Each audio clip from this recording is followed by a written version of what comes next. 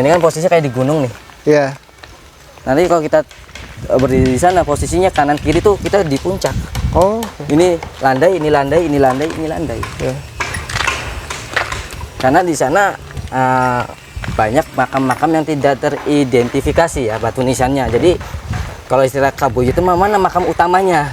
Nah, di sini bingung karena batu nisannya pada potong semua dan tidak mencirikan yang mana yang utama, mana yang ini nggak ada. Sampai detik ini.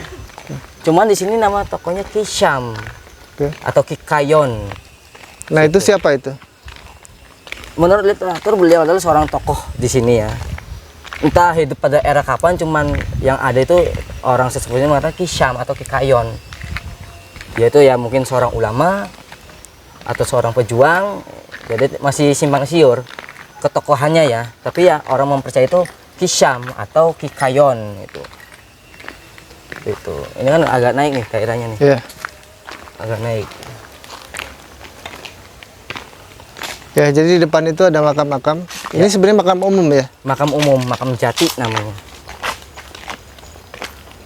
Iya, ini agak naik ya. Iya, agak naik. Banyak nanti di sebelah juga ada makam timbang, cuman udah rata makam timbang tuh.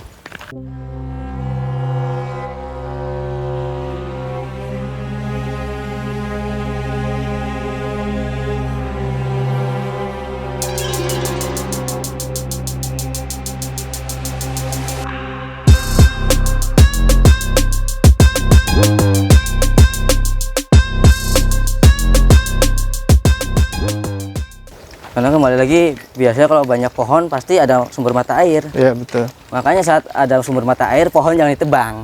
Gitu. Kalau ditebang, nanti airnya surut. Nah itu. Kenapa ada istilah, pohon jangan ditebang, ini ada setannya, ada jinnya. Maksud itu pesan moralnya jangan ditebang intinya. Intinya di situ. Karena sumber air kan? Sumber air. Cuman kan orang-orang zaman dahulu tuh yang mengatakannya seperti itu. Supaya pamalinya seperti itu loh pantangan. Nah ini. Salah satu batu nisan yang gede-gede nih. Oh, oke. Yang potong, tuh batanya gede banget tuh. Iya. Berarti ini bata zaman dulu ya? Bata zaman dulu abad 15. Sudah jelas ini rumusannya abad 15. Kisaran panjangnya 3639, lebarnya 5 cm. Ini sudah jelas abad 15. Dan dari jenis batu nisannya, kalau di pernisanan ya, ini abad 15 atau 16. Masih polos. Kalau yang sudah ada ukiran itu abad 17, yang ada ukiran kembang apa. Kalau ini masih polos, tapi ada lingkaran, ini biasanya abad 16 atau 15 akhir. Ini cirinya udah kelihatan. Jadi istilahnya batu nisan berbicara. Mengatakan bahwa ini abad 16 atau 15 akhir. Berarti ini memang dari dulu? Dari dulu. Ini 1, ini 2. Ini banyak yang terpencar-pencar. 1, 2. Itu tuh 3. Oh iya. Oh iya, itu khusus ya? Ya, sejenis batu nisannya khusus ya? Tuh 3, 4. Iya, betul.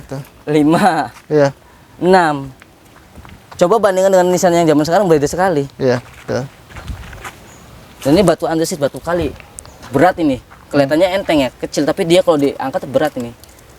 Pernah saya penelusuran ini berat, Pak. Batu nisannya berat ini. Ini lagi mana lagi tuh yang di sini? Banyak yang potong di sini, nisannya banyak yang potong tuh.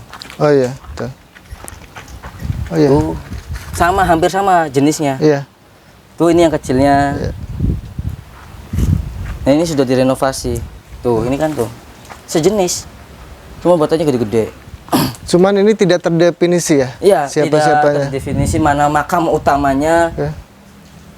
Tuh ini hampir batu nisannya sama sih, karena tuh. Iya, betul. Hampir sama, tidak ada yang mencirikan yang utama, nggak ada. Ya. Ciri utamanya nggak ada.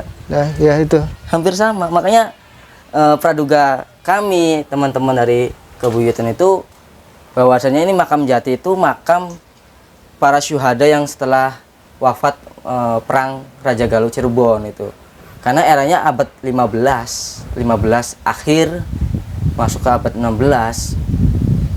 Dari kata makam jati berarti sejati, berarti tempatnya kembali Sumerem ing Gunung Jati istilahnya, kembali ke alam kelanggengan seperti itu. Dan ini banyak ya ternyata ya? Banyak tuh, itu ada. Iya. Ini juga. Nah ini Iya. tuh Iya. banyak yang nisan-nisan potong semua. Itu potong dari dulu. Dari dulu, Oh, bukan karena dipotong enggak ya? memang dari dulu adanya seperti itu, potong Oh, semua oke. tuh. Iya, benar-benar. Cuman saya tak kasih tahu ke masyarakat, ini abad 15 akhir. Ya. Abad 15 akhir jelas. Bukan berarti kita melalui metafisik, enggak. Secara real patokan pernisanan ini nisan berbicara itu abad 15-an. 15 16. Terus dulu mungkin ada tembok kelilingnya. Oh iya. Oh. Oke. Nah, ini batanya masih asli. Bata-bata ini. Ada yang asli, ada yang campur. Kalau yang asli pasti gede. Nih, contoh. Ini. Ya. Punten nyut. Tuh. Kita bandingkan sama bata biasa mana ya? Itu berbeda. Nah, ini. Beda. Iya. Atau ini nih yang Ya, ya, itu bata modern kan? foto modern. Ya. Jelas berbeda sekali. Secara diameter dan kepadatan batanya berbeda. Dan itu hampir sama ya? Hampir sama. Iya, tiap makam itu di Setiap sini. makam sama, ukurannya Iya, sama bata. dan nisannya sama. Iya, betul. Makanya orang masyarakat sini juga yang makam utamanya yang mana, Jang? Ya wawalam, tapi dari definisi ini makam jati dan historis di Cikedug itu pada era perang Raja Galuh Cirebon, ya mungkin saat perang Raja Galuh yang wafat itu dikuburkan di sini seperti itu. Dan ini kontur makam ini posisi kayak di puncak karena sebelah utara itu turunan, sebelah timur juga turunan, sebelah kulon juga turunan, sebelah kidul juga turunan. Perhatikan saja. Ini di kayak di puncak gitu, di undung-undung gitu. Kayak gitu. Mungkin ya tadi orang zaman dulu itu tempat yang istimewa itu tempat yang tinggi. Jadi ini merupakan area yang kanan kirinya itu turunan dan ini posisi di tengah, dur di atas.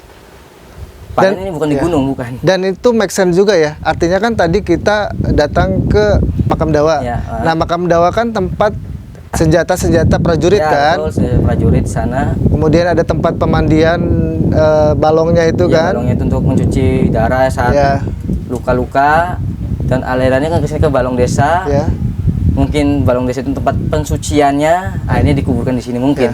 Ya. Mungkin situ nyambungnya mungkin. Ya, ya, kalau secara historik kan masih nyambung lah ya. Masih nyambung, ada kesinambungan benang merahnya seperti itu. Jadi kemungkinan yang dimakamkan di sini, yang makam-makam zaman abad ke-15 ya, itu adalah prajurit yang meninggal ya. Meninggal saat perang Raja Galuh Cirebon. Karena ya dikatakan makam utamanya mana karena hampir sama semua. Ya. Jenis nisannya, bentuknya, diameter makamnya dan batanya hampir sama. Kalau biasanya ada tokoh utama pasti kan lebih menonjol Ya. bentuk fisik makamnya. Tapi kita lihat kan senyatanya memang ya sama gitu.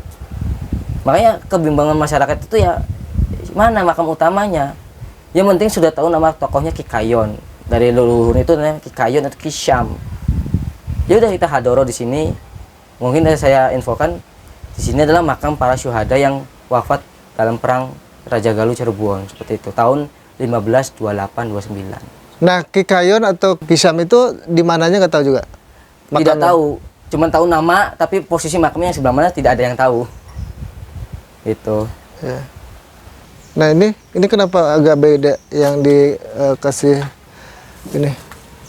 Mungkin penelusuran ya dari masyarakat mungkin ya kembali lagi namanya juga budaya gitu. Ya. Orang mempercayai oh ini yang utamanya wawalan bisawab lah. Mungkin dari meditasi atau penelusuran di luar nalarnya mungkin. Tapi intinya sih untuk tempat ngaub lah, untuk kalau tawasul biar nggak kehujanan, biar nggak kepanasan gitu. Untuk Di- berteduh ya. Berteduh intinya sih ke situ. Nah, Mas tadi bicara tentang perang ya antara Cirebon dengan Raja Galuh. Mungkin boleh diceritakan seperti apa sih perang Raja Galuh dengan Cirebon. Ya. Cirebon ya? Ya perang tersebut adalah ibaratnya gara-gara sepele ya, tidak mengirim upeti. Oke, jadi Raja Galuh. Raja Galuh minta upeti terasi sama garam, Eh, tapi Cirebon tidak mengirim. Karena tadi Cirebon udah punya pemerintahan tersendiri dengan sistem pemerintahan Kasunanan. Ya. Saat itu kan negara bawahan pasti harus mengirim upeti dong. Ya. Kayak kalau baca Cirebon nih, Caruban dia komoditi utamanya apa? Terasi dan garam. Pada masa itu orang-orang gunung kan nggak punya garam, Ya. karena orang gunung. Nah, dengan ngirim upeti itu kan ya sebagai pajak lah gitu. Tapi pada tanggal 2 April 1482 Cirebon pada detik itu tidak mengirim upeti kepada Pajajaran melalui Raja Galuh. Ya. Jadi Raja Galuh itu kayak mungkin sekarang gubernur lah ya. Tapi pusatnya itu di Pajajaran. Jadi mengirim upeti dan punya pemerintahan tersendiri. Nah, mungkin Raja Cakraningrat itu merasa tersinggung. Akhirnya menggempurlah, terjadi mencetusnya perang Raja Galuh Cirebon. Istilahnya tadi kalau kata saya mah konyol itu, gara-gara nggak ngirim Yeah. petis sama terasi aja. Tapi mungkin pada masa itu sangat penting Harga diri. harga diri. Yeah. Dan mungkin contoh aja ke orang-orang Eropa datang ke sini menjajah cuman gara-gara apa? Ngambil rempah-rempah Iya, doang. betul. Karena di Eropa tidak ada tanaman tropis.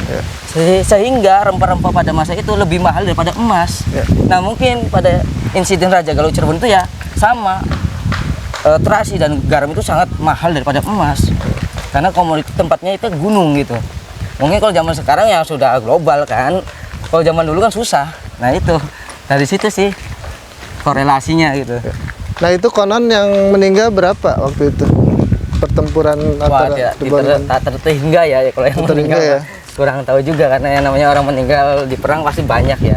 Dari belah pihak, kedua belah pihaknya pasti banyak ya, seperti itu.